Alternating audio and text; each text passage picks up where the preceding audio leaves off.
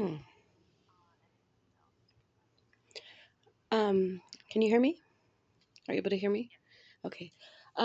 So I was homeless in the past for a couple of years after got out of a long 11-year relationship with my baby's father. And during that time, I lost everything repeatedly. And I think the main part of the trauma that sets in for people, or why they just kind of go like spiral, is because that's the last of what they own, and it's the last of their identity, like what they hold on to. Like we're talking about how we think certain things are really close to our identity, but when you're on the streets and you've already lost your home, which is like your safe haven, and then all you have left is those tangible things that remind you of who you used to be, and then you end up losing them due to different enforcement or however the case may be. It's just a kind of like a break to a person's psyche. So if there was a way to kind of, I mean, because definitely hoarding starts from that point, because it's more of like a mental trigger after that. It's not a safety, it's just more like of a mental thing that people aren't even aware of after that point. Um, so it's kind of hard for me to say what would I, because this point, after losing everything, I really don't look at material things the same. And I kind of wish we could just kind of add the value to understanding their, people that are in the actual situation, their, what they're going through. Because I mean, until you've been in the situation, it's really hard to relate to. Um, but I think if there was a way to work around that, it would be a really good thing. I don't know.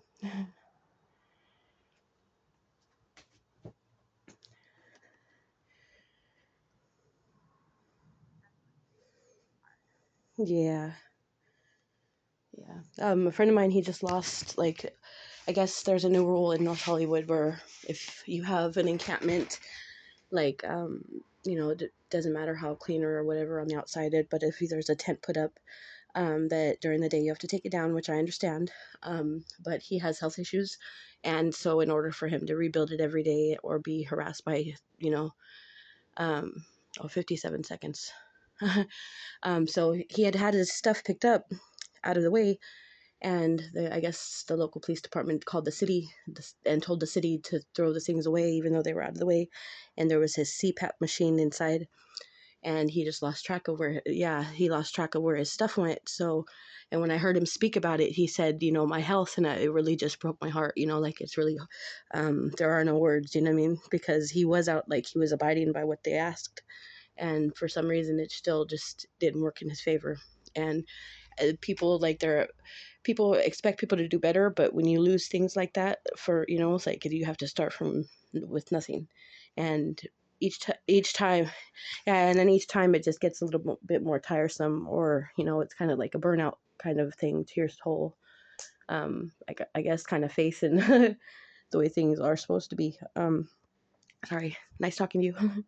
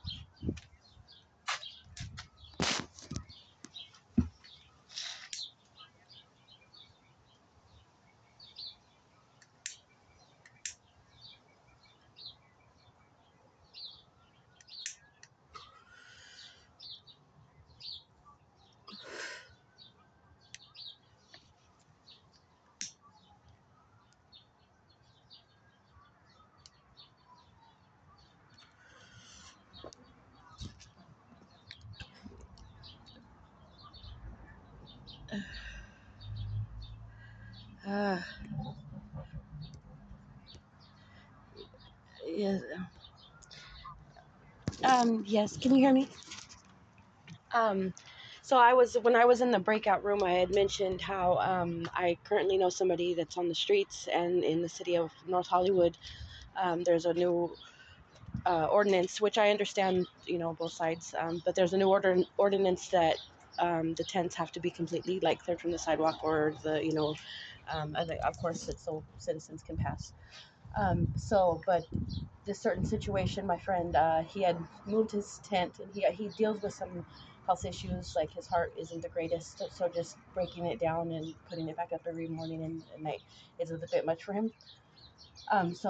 But he had cleared it, and somehow the city still was called out by a different department, and they were told to throw the stuff away, and his CPAP machine was inside, which is something he uses for his sleep apnea. He just like completely lost track of it. And I think it's just, I don't know, it's very necessary that people understand how, even though that is something that they think they have control over, it's very a fragile situation. So when things are taken repeatedly in that fashion, or things that are, I don't know, it kind of just breaks a person's psyche at some point. And they're just physically not even like aware, I guess you would say, of their actions. And that's how I mean, just from my lived experience and my insight, I guess you'd say. But I understand how, if that's the only thing they do have control over, of course they're going to, try to cling on to it as well. But mhm. Thank you. Hmm.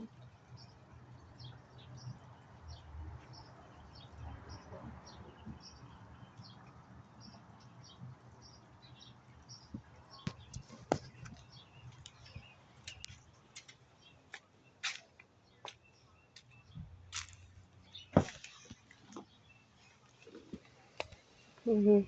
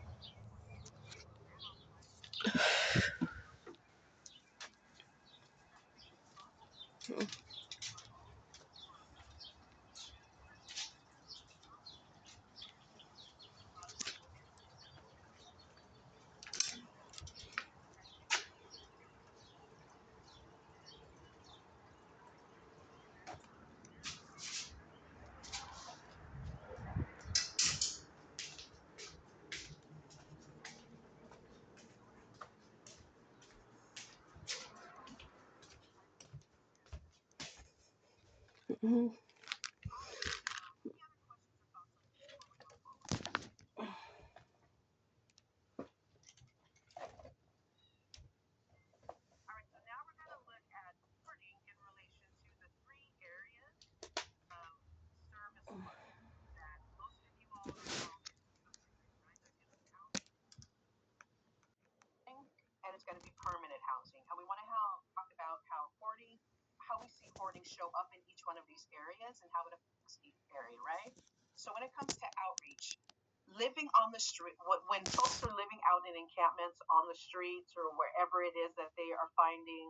some sort of placement for themselves in that moment. Hoarding is a survival strategy, right? Again, this goes back to trauma. This goes back to that sense of control. This goes back to nobody's going to take away my things. These are my belongings, right? So when it comes to outreach and having the awareness around the fact that hoarding is a survival tactic, in other words, a coping mechanism, here's some best practices to remember when it comes to engaging and outreach. First and foremost, it's about building a relationship, right? Build the relationship first before you bring the discussion of hoarding or clutter into the conversation, right? And normally that discussion of hoarding or clutter, however you want to label it, comes into the conversation when they are being displaced to another location and they have to break down their belongings, when they are moving into an interim housing or permanent housing placement. We're going to talk about that. When they're going into whether it's just a shelter, a check-in, check-out daily system shelter. As we all know, there's a certain amount of belongings that they can take into these locations. So that's normally, unless those things are starting to happen or in the near future are going to happen for that particular participant, I would be very mindful of understanding when is the right time to bring it into the conversation, right? After building that relationship. If you notice that it's becoming a safety hazard for themselves or others, right? Or a sanitary hazard, right? Definitely bring that into the conversation sooner than later. But first, it's about building that relationship because there needs to be, or it would be best, should I say, if there is some sense of trust or some sense of connection that's built before having that conversation. Because again, hoarding typically leads back to some type of a trauma in some way, fashion, or form, right? And the next, another best practice is ask before touching belongings, right?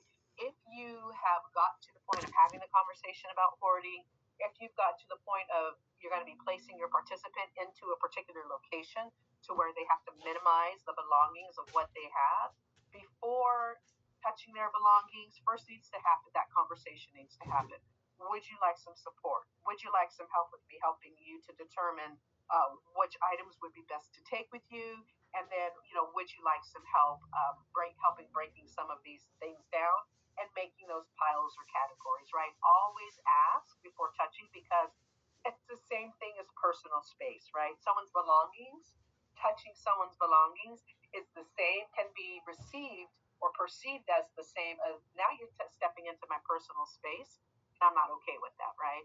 So always ask before touching belongings, and not even ask before touching, ask to make sure it's part of what your participant, the support that they need before even moving into the help, right? And then mirror the participant's language, right? Oftentimes we see the belongings as hoarding, as trash, as clutter, but to them it is something of significant importance. So in conversation, if we start, how do I say, correcting them with what we think is the appropriate language for what they've acquired and for their belongings, right? They may feel disrespected by it. They may not feel seen or heard or understood or valued by it. So mirror their language until you get to a place of where you're having open and honest conversations and the participant is starting to be aware of the fact that maybe I am hoarding a bit or maybe this is clutter. When they start using that language or when you recognize that they are open to that language, then you can start having conversation using the language that truly matches what might be happening with that particular participant. And the next, collaborate with mental health professionals if you observe or maybe the participant has expressed that they would like mental health for it. Because again, hoarding disorders are something that needs to be identified through a mental health professional. Even though we may see it, we may believe it to be true, I wouldn't start using that language until it is deemed to be true by the mental health professional. And again, this is about having those conversations, hopefully bringing some awareness that might start to help your participants see that maybe there is a bit of an issue here. And start having that conversation as if they would like to not necessarily be diagnosed with hoarding disorder, but to speak to a therapist to see if this actually may be something that is coming up for them. All right, any questions on best practices, y'all?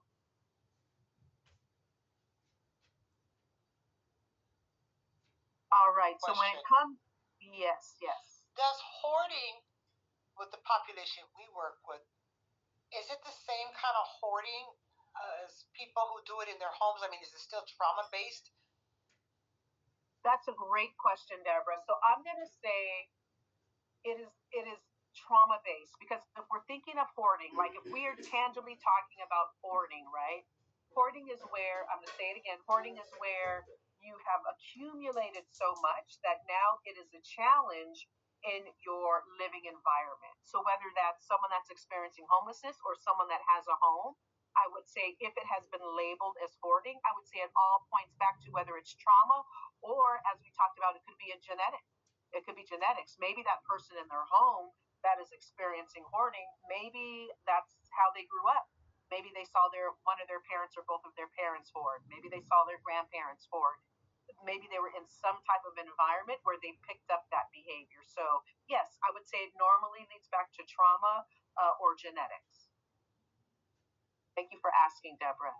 Any other questions, y'all? All right. So if it gets to the area to where you do want to look into seeing if there's a diagnosis around your participant, or maybe your participant just wants to have some therapy around it, right? A couple of resources, hopefully at y'all's fingertips, are homeless outreach and mobile engagement through Department of Mental Health, and then also UNC Street Medicine. These are two, and the emails are down there too. These are two different resources that you all can reach out to either get services, or they can point you in the direction of who you can reach out to get therapeutic services. That's part of the discussion with your participant. All right. So next, I want to bring into the conversation. Let's see here. We talked about outreach, right? And we're going to get into interim housing next. But before we do that, I want to bring in the resources of storage, right? So oftentimes our folks have a lot of stuff, and it is not things that they want to get rid of, right? Especially I'm thinking about our participants that are just coming out of moving out of, whether it's an apartment or a home, and they have some valuable things. Or to, I think it was Brian's point, right? You know what? Down the line, I might want to take this with me, right? There are actual tangible things that our participants find important, and they truly are important. So they want to hold on to these things. So here are some different resources when it comes to storage that may be available for them to put some of their minimal belongings into. And again, storage is not considered to be the solution for long-term hoarding, right? But it is considered a solution to, you know what, there are truly some things that are valuable that I need to make sure that I hold on to. So again, here are a few resources: Chrysalis, the People Concerned, City of Burbank, Los Angeles Mission, right? And this is also when there's that 2-bag minimum. Maybe they're going into some type of interim housing placement or shelter, and there's that 2-bag minimum, and they have a few things that stretch outside that 2-bag minimum that they want to hold on to. Here are some 2-bag maximum.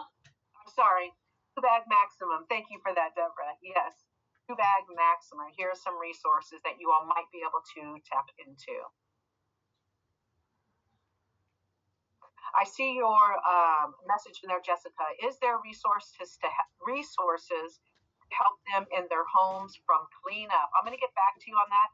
I don't know if any of y'all can, but I'm gonna reach out to someone on the side and see if I can get some quick responses to that. Or I'm going to ask you all on the call. Does anyone know of any resources that can help folks clean up their homes? Anyone here on that call? This is why it's so great when we have all the colleagues on here. You mean clean up or just access another place like these? IHSS?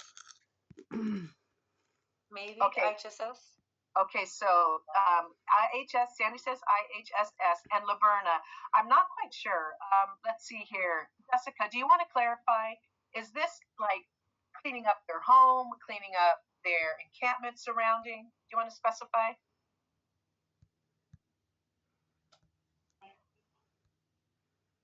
All right, Jessica says for hoarding cleanup. Again, not quite sure if you mean inside a home or an encampment, but Sandy says IHS. Megan, I see you have your hand up. So my business, Angels in the Outfield. So my business. Sorry, one second. Oh, audio Good. problem. One second. So yeah, my business, Angels in the Outfield, it employs newly housed participants. I'm just barely scared. Okay, can you hear me better now? I apologize. Okay, thank you. Sorry. My business, I hire newly housed participants to clean city streets. I'm barely scaling this idea or my business, but it's pretty much the same thing that you're describing, cleaning up hoarding situation, or as a person would go into housing, making sure that the encampment is cleaned up, but hiring individuals to help to. Okay, sorry. Can you hear me better now? Yes. Okay, I apologize. Oh, Liberta says no. Okay, There you go. We can, whatever you just did, we can hear you. Okay, I apologize. My business is built around employing people to clean the city streets. They're newly housed individuals, and it like helps stabilize their housing, but it also helps clean the city as well. And that's pretty much what it covers, is like encampments, hoarding situations, things of that manner. But yeah, I'm very basically. Awesome. Thank you, Megan. Thank you. Megan, if you have a contact that you can, or a way of which folks can reach out to your business, if you could put that in the chat section, I think that would be helpful for a lot of folks on the call if you're willing to do that. Thank you. All right, thank you. And then Nancy, I see your hand up. Hi, yeah, I know that there was a service through DPSS called Heavy Cleaning. I don't know if it still exists, but it was a hoarding service. Awesome. And can you repeat that one more time? Heavy cleaning? Yeah, it was called Heavy Cleaning through DPSS. Awesome. Thank you for that. This is why I love being on the call with colleagues, because we all learn how to tap into a resource or a service that we need. So thank you for that. There's a few options for you. All right, y'all. Let's go ahead and move forward. All right, so now let's talk about interim housing, right? Again, these are the different areas. We're talking about the different key areas: outreach, interim housing, permanent supportive housing, where we are, hoarding is a challenge and we're working through it, right? So when it comes to interim housing, best practices for interim housing is make sure that there are clear guidelines posted on community boards.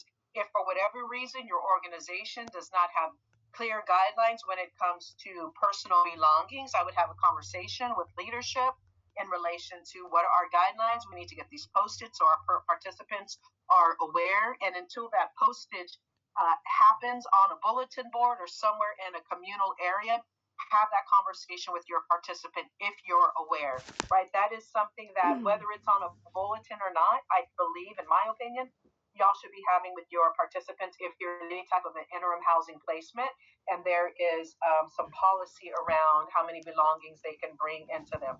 And I don't want to say what I would do. What I did when I was in case management and in outreach, before even entering someone into interim housing shelter placement, that would be part of the conversation that I had in relation to helping the participant determine if shelter or interim housing placement is the right move for them, right? I'm a huge fan of, here's all that I can be transparent with you with. So when you make your decision or your choice, you're going to know as much as you can that I can give to you that it involves and that it entails. And I better believe it that their belongings is extremely important when it comes to them making a decision into moving into any type of a environment where there's rules and policies around their belongings. They're really going to appreciate understanding and having that information before making that choice. So make sure your guidelines are posted on bulletin boards and make sure you're having that conversation with them beforehand, being very transparent about it. Use visual markers to signal physical boundaries, or so in interim housing placements, help them to understand what their boundaries are. Oftentimes, in interim housing placements. You know, they can have particular amount of things maybe under their bed, under their cot, maybe in their physical surrounding. There are a few items that they can have out, right? Help them to understand visually as best as you can what those boundaries are. And then also celebrate small successes, right? Any type of a win that your participant may have, right? Maybe they have just a little bit over the amount allotted to enter into an interim housing placement. If they are open and take action and letting go of some of their items, right? Celebrate that small win. That's going to help them to feel seen, to feel heard, to feel valued, you know, and also too to help them feel that accomplishment of those steps that they're taking to do what they can to provide something better for themselves and their life. So celebrate small successes, big successes, even if they are someone that you know it's challenging for them to let go of things, but they tell you, you know what, I'm open to considering it. Celebrate that as well, because they're open to the awareness of understanding, and that goes a long way. Celebrating that, it goes a long way with your participants as well. Positive, yes, Megan, positive reinforcement. Thank you for that. All right, so now we're going to talk about permanent supportive housing, right? So for many participants, they have this scarcity mindset that they developed while in an encampment, right? And so this scarcity mindset is, I don't have much, so let me acquire and accumulate what I have, and this is what I have control over it. I don't want to let it go, right? So that scarcity mindset, they usually develop when living at an encampment, right? And so they don't want those things to disappear once they get housed, right? So those are some of those challenges that we see from folks that are moving to encampments of PSH or interim housing into permanent supportive housing. They want to hold on to it so they can take it with them when they move into their home. And so when it comes to permanent supportive housing, right, some of the impairments that we may see happen once they get to permanent housing is social isolation, right? Let's say they move all of those belongings into their new home or their space, right? Or when they move in to their home and space, they start the hoarding behavior, right? And again, some of that might be, this is my home, let me accumulate everything that I can. So social isolation, again, that's where shame comes in. That's where embarrassment comes in. Even though they are acquiring all these things, oftentimes there's still this awareness of judgment that is placed on anyone that just has so much stuff in their space that they can't move, that they don't want to invite people over because they're embarrassed about all of the different areas of belongings that they have acquired in their space, right? So they socially isolate, right?